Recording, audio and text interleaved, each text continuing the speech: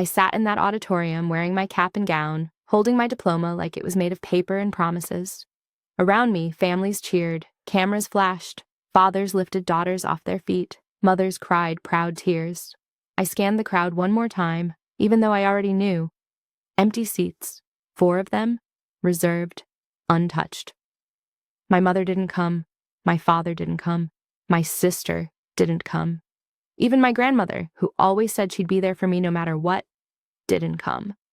I walked across that stage alone. I heard my name echo through the speakers. I shook hands with people I barely knew. I smiled for a photographer who didn't know my story. And when it was over, I stood in the parking lot and watched everyone else leave with their families. I drove myself home. I sat in my apartment. I stared at my diploma. I didn't cry. Not yet. 3 days later, my phone rang. It was my mother. I almost didn't answer. But some part of me, the part that still hoped, the part that still wanted to believe, made me pick up. "Hey, sweetie," she said, her voice sweet, like nothing had happened. "How have you been?" I didn't respond right away. I was waiting for something, an apology, an explanation, anything. "Listen," she continued, not waiting for my answer. "I need to ask you something." Of course she did. "Your sister's birthday is coming up. We're planning something really special for her, a sweet 16. You know how important that is." I knew. I knew because when I turned 16, I got a grocery store cake and a card my mother forgot to sign. "We need a little help with the costs," she said. "Can you send us some money? Maybe 2,000? I know you just graduated and probably got some gifts, so—" I hung up. My hands were shaking. Not from sadness. From something else. Something sharper. 2 days later, she texted. Then she called again. Then my father called. Then my sister sent me a message with a crying emoji saying how much it would mean to her if I helped. I didn't reply to any of them. Finally, my mother called one more time. Her voice wasn't sweet anymore. "You're being selfish," she said. "We're family. Family helps each other." I almost laughed. Family. The same family that couldn't show up to my graduation. The same family that never called unless they needed something. The same family that made me feel invisible unless I was useful. "I'll send you something," I said. She sighed with relief. "Thank you. I knew you'd come through." I ended the call. I opened my banking app. I sent her $1, exactly $1. In the memo line I wrote, "For your priorities." Then I blocked her number. I thought that would be the end of it. I thought she'd get the message. I thought maybe, just maybe, they'd leave me alone. I was wrong. A week later, someone knocked on my door. Hard, loud, aggressive. I looked through the peephole. 2 police officers stood outside. My heart dropped. I opened the door slowly. "Can I help you?" The older officer looked at his notepad. "We received a wellness check request. Your mother called. She says you've been acting unstable. She's worried about your mental health." I stared at him, then at the other officer, then back at him. "I'm fine," I said. "She said you sent her threatening messages. She said you've been refusing to communicate with your family. She's concerned you might hurt yourself." I felt my face go hot, not from embarrassment, from rage. "I didn't send any threatening messages," I said. "I sent her $1 because she asked me for money after skipping my graduation. That's it." The officer's expression shifted slightly, just enough for me to know he understood. "Can we come in? Just to make sure everything's okay?"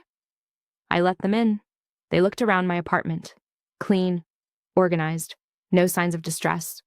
I showed them my phone. I showed them the text messages. I showed them the $1 transaction. The younger officer almost smiled. Almost. "You seem fine to me," the older one said. "We'll file a report. You won't hear from us again." After they left, I sat on my couch and stared at the wall. My mother had called the police on me. She tried to make me look unstable. She tried to punish me for saying no. That's when I knew. This wasn't over. This was war. I started looking into my finances. I checked my credit report, something I should have done years ago, something I didn't think I needed to do. And that's when I saw it. 3 credit cards, opened in my name, totaling over $8,000 in debt. All maxed out. All past due. I didn't open those cards. I never applied for credit.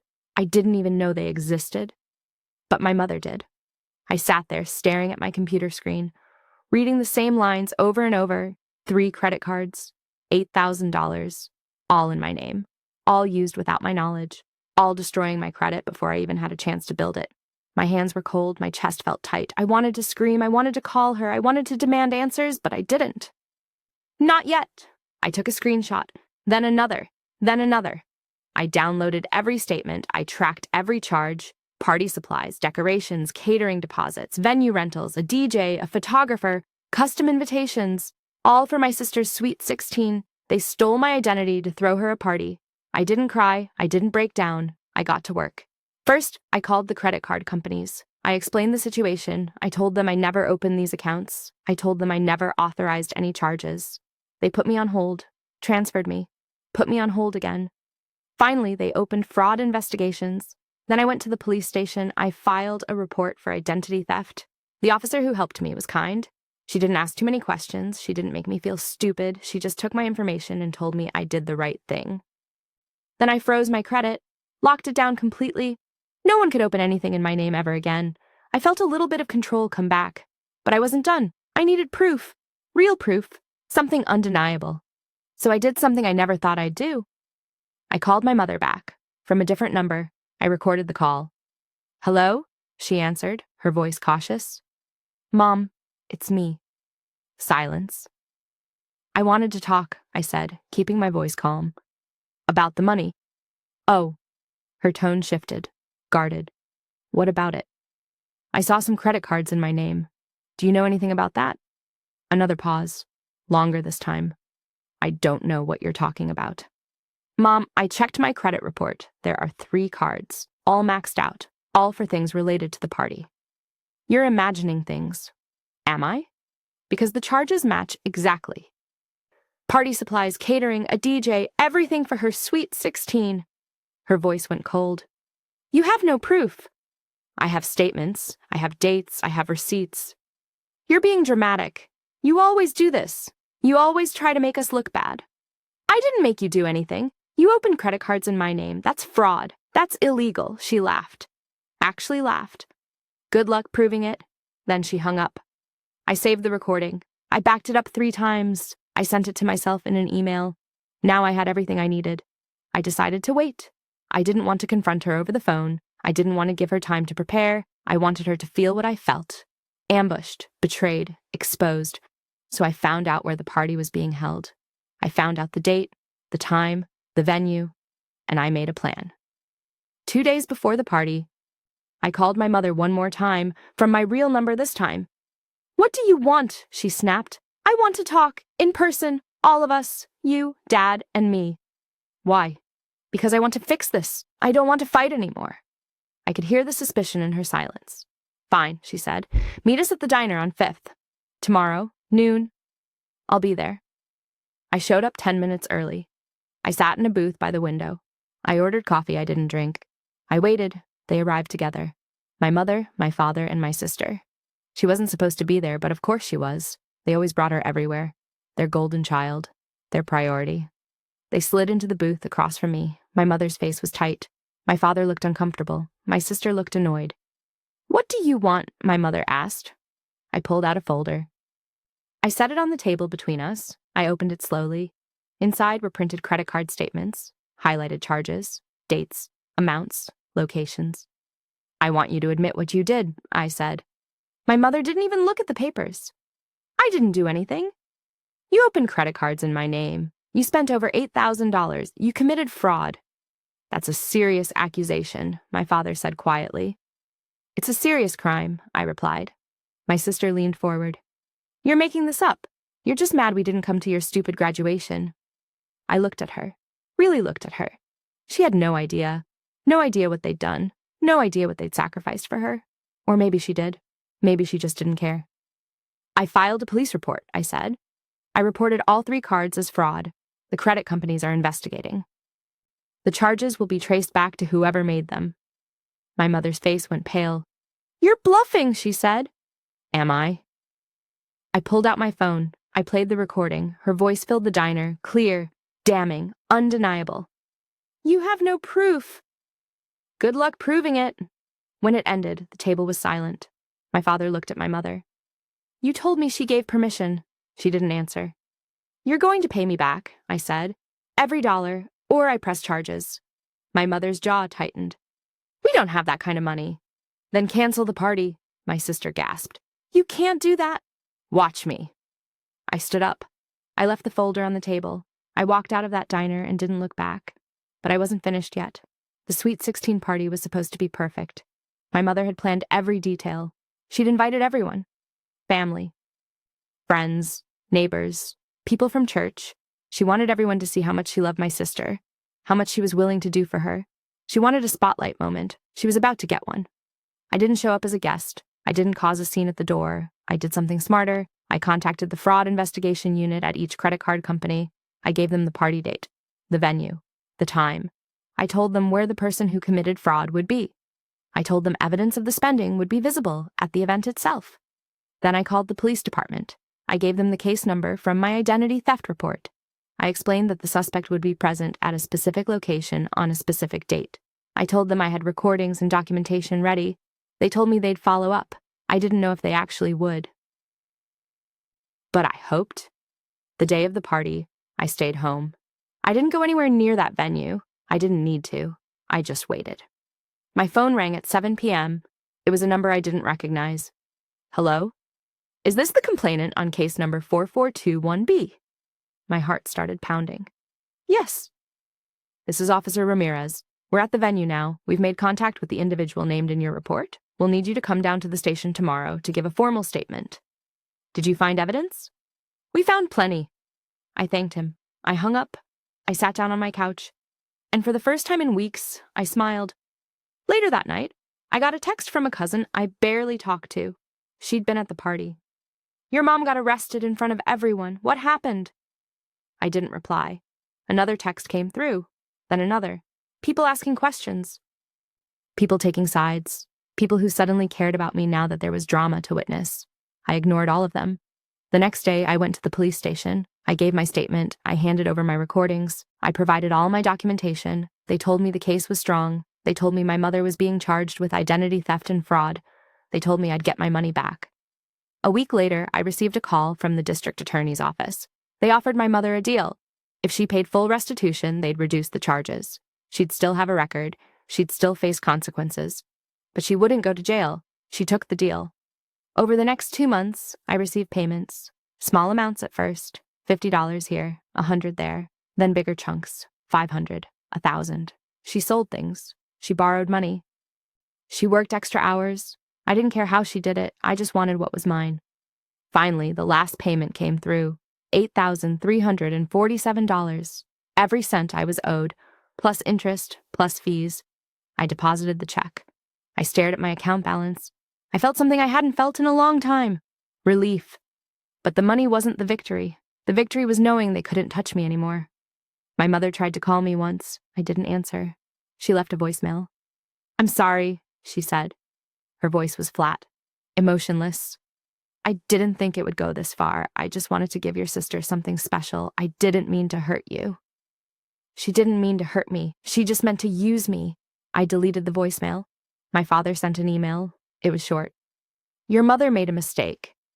But you didn't have to destroy the family. You could have handled this privately. I didn't respond. There was nothing to say. They still didn't understand. They still thought I was the problem. My sister never reached out. Not once. I don't think she ever understood what happened. Or maybe she did, and she just didn't care. Either way, it didn't matter anymore. I changed my phone number. I moved to a new apartment. I didn't tell them where. I updated all my passwords. I locked down every account. I made myself unreachable. I started therapy. I talked about my family. I talked about the guilt I felt for pressing charges. I talked about the anger I carried for years. Slowly, piece by piece, I started to let it go. I got a new job, better pay, better people, a place where I felt valued. I made new friends, real ones, people who showed up. People who celebrated my wins and supported me through losses. I started building a life that was mine, not theirs, mine. 6 months after the party, I was cleaning my apartment when I found my graduation photo, the one from the ceremony. I was standing alone, holding my diploma, smiling a smile that didn't reach my eyes. I almost threw it away, but I didn't. Instead, I framed it. I hung it on my wall, right next to a photo of me at my new job, right next to a picture of me and my friends laughing at brunch, right next to a concert ticket stub from a show I went to alone because I wanted to. That graduation photo wasn't a reminder of pain anymore.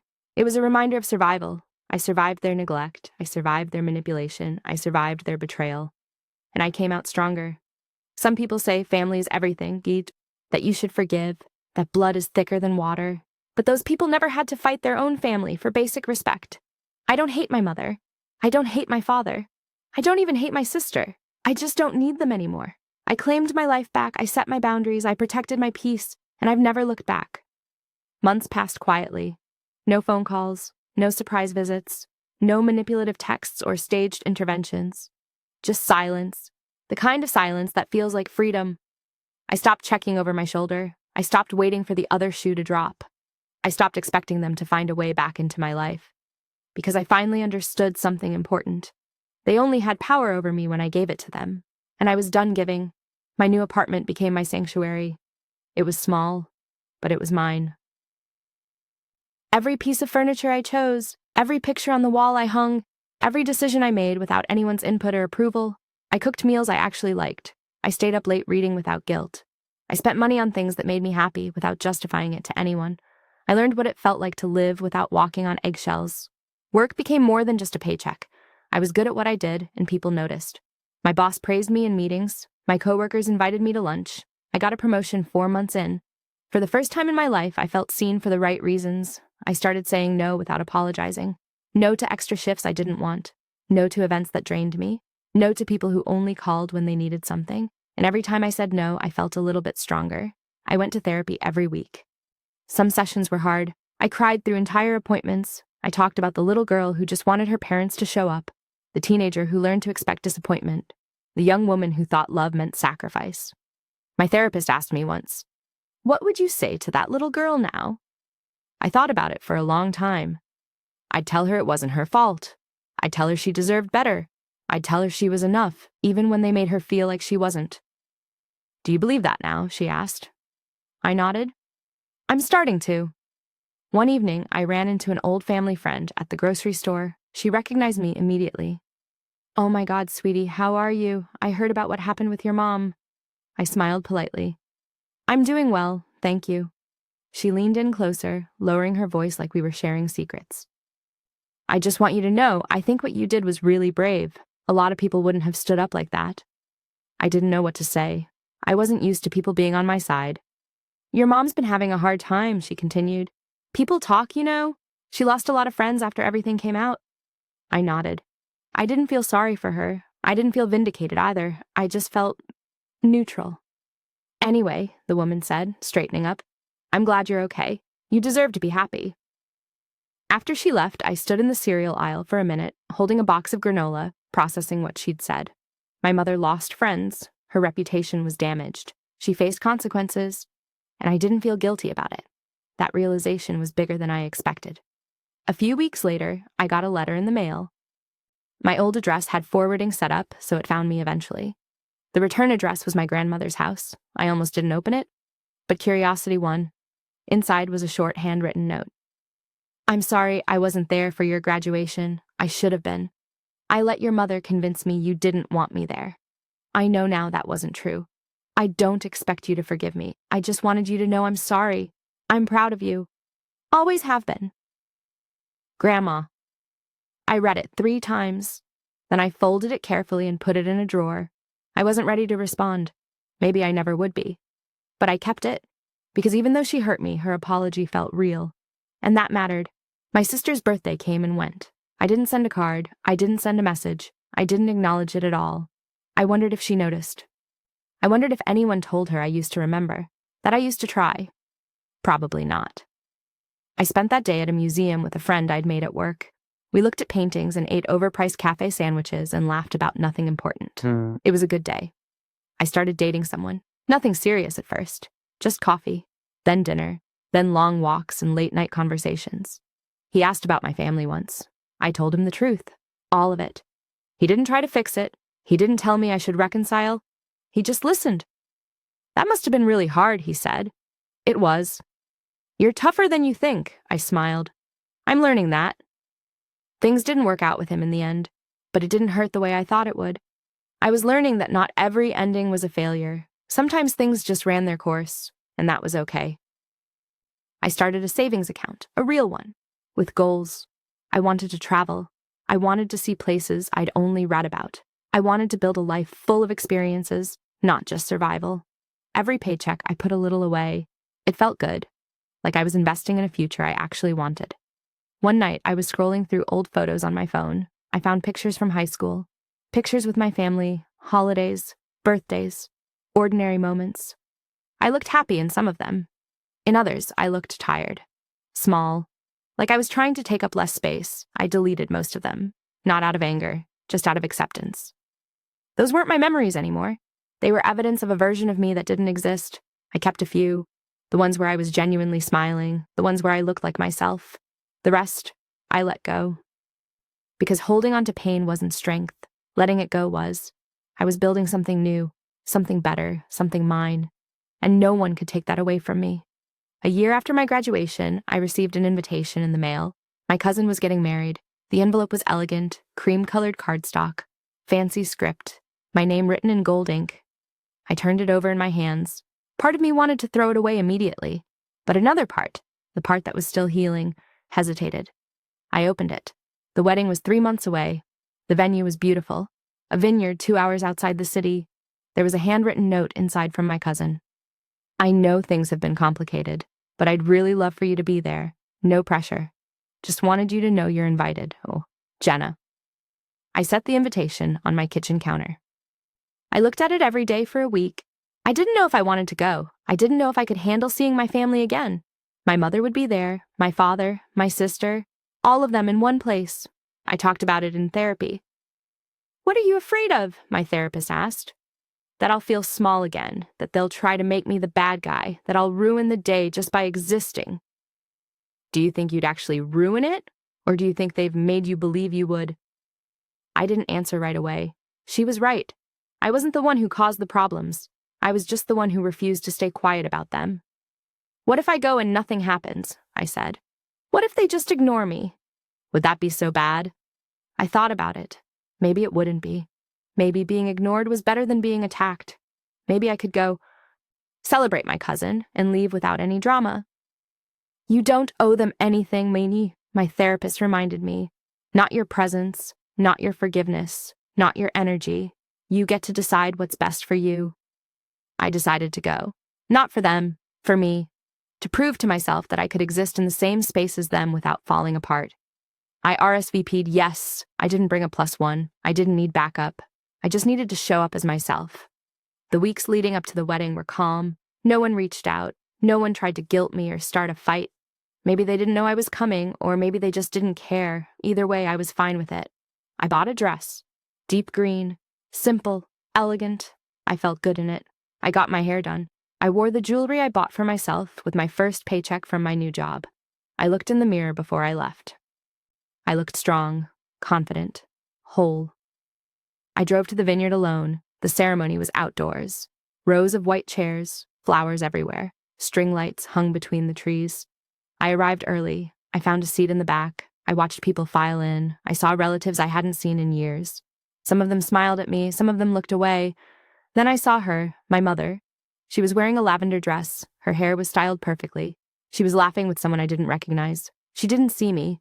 Or maybe she did and chose not to acknowledge me. My father was next to her. He looked older, tired. He glanced in my direction once, then looked away quickly. My sister was there too. She looked beautiful, grown up. She was talking to a group of cousins, smiling like she didn't have a care in the world. I felt a tightness in my chest. But it wasn't pain. It was just awareness. Awareness that I was in the same space as people who hurt me and I was okay. The ceremony started. My cousin looked radiant. Her partner looked at her like she was the only person in the world. They said their vows. People cried. I felt happy for her, genuinely happy. At the reception, I sat at a table with distant relatives, people I barely knew. We made polite conversation. They asked about my job, my life. I answered honestly. No one asked about my family. No one brought up the incident. It was almost normal. I saw my mother from across the room a few times. She never approached me. I never approached her. At one point, my sister walked past my table. She paused, just for a second. We made eye contact. I didn't smile. I didn't frown. I just looked at her. She kept walking. Later in the evening, my cousin found me. She hugged me tight. "I'm so glad you came," she said. "Me too.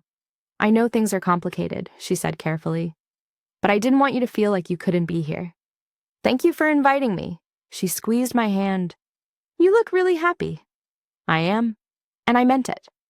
As the night went on, I realized something. I didn't need closure from them. I didn't need an apology. I didn't need them to understand or validate my pain. I had already moved on.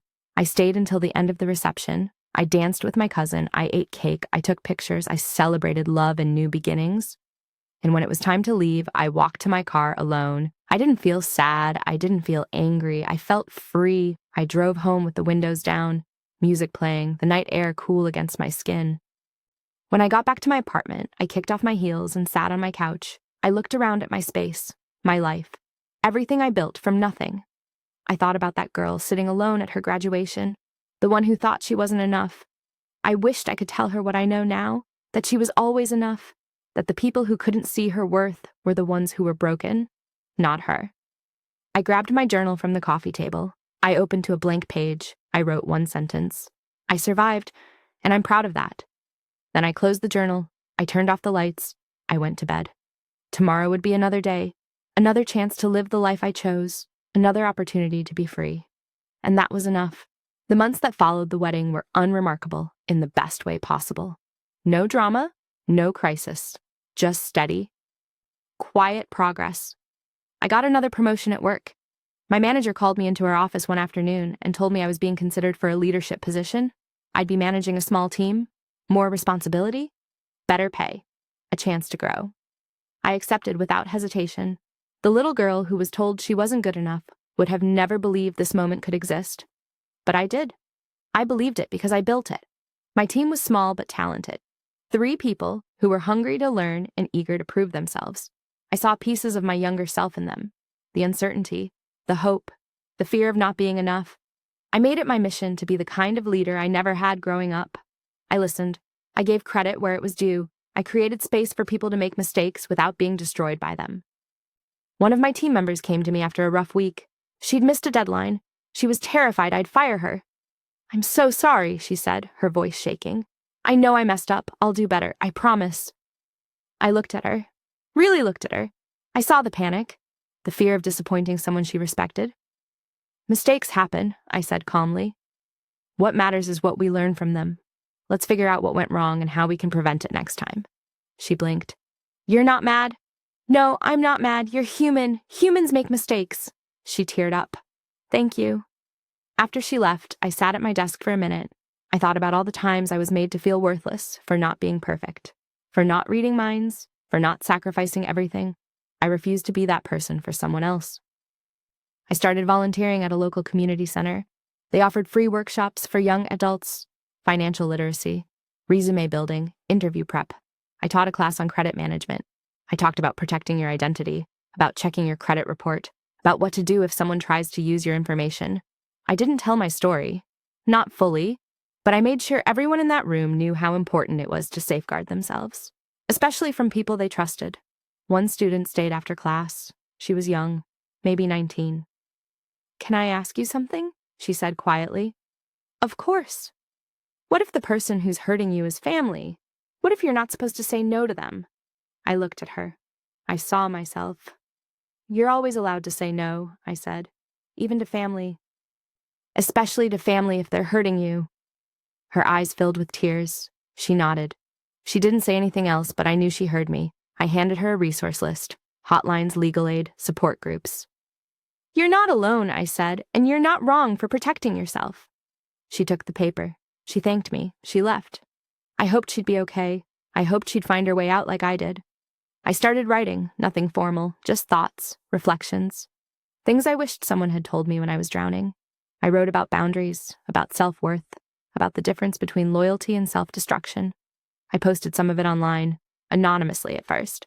I didn't expect anyone to read it, but people did. I got messages, dozens of them, people thanking me, people sharing their own stories, people saying they felt less alone because of what I wrote. One message stood out. "I just went no contact with my parents. I feel guilty every day. But reading your words reminded me why I did it. Thank you for being honest. Thank you for not sugarcoating it. I read that message 3 times. Then I saved it. Because that's what I wanted. Not to be famous, not to be praised, just to be a voice for people who felt voiceless. I went back to the vineyard where my cousin got married. Not for an event, just to visit. I sat on a bench overlooking the rows of grapevines. I thought about the version of me who walked into that wedding terrified, afraid of being seen, afraid of being hurt again. She survived that day, and every day after. I pulled out my phone. I scrolled through old photos. I found the one from my graduation. The one I used to hate, I posted it online with a caption. 1 year ago, I graduated alone, no family, no celebration, just me and a diploma I earned on my own. It hurt, but it also taught me something important. I don't need people who don't value me. I don't need approval from people who can't see my worth. I need myself, and that's enough. The post got hundreds of likes, hundreds of comments, people sharing their own stories of surviving family trauma, of rebuilding after betrayal, of learning to be enough on their own. I didn't respond to all of them, but I read every single one. I wasn't alone, and neither were they. I started planning a trip. Somewhere I'd always wanted to go but never thought I could afford. Japan. I'd dreamed about it since I was a kid. I booked the flight, I booked the hotels, I made an itinerary. I was going. Alone. And I was excited, because I didn't need someone else to make my dreams valid. I could do it myself. The night before my trip, I sat in my apartment packing my suitcase. I looked around at everything I'd built, the furniture, the photos, the life. None of it was given to me. I earned it, I fought for it, I protected it. I thought about my mother, my father, my sister. I didn't hate them. I didn't wish them harm. I just didn't think about them much anymore. They were a chapter in my story, an important one, a painful one. But not the ending. I was the ending, and I was still being written. I zipped up my suitcase. I turned off the lights.